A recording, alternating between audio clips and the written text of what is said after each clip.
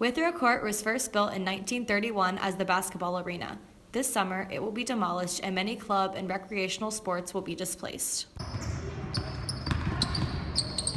Doug Curry, Executive Director of Recreational Sports, said they plan to move most of the activities into Phillips Hall. There will also be 2 new fitness areas located on North Quad and in Chestnut Fields that are currently in the works. I understand the decision why, but it is going to definitely put we're going to have a scheduling masterpiece next year over at Phillips Hall right there. According to Curry, the rec center will not be heavily affected by the demolition and displacement of students. He said he promised students that the rec center would be used for informal sports during the open hours and plans to keep their promise.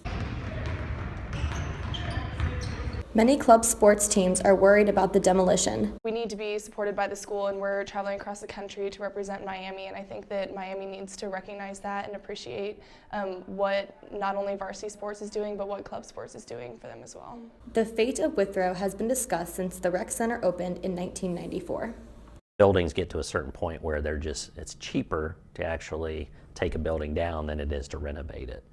So I think they have that space, and they haven't really determined what's going to go in that space. Many sports teams don't know if the decision to tear down Withrow was a good one.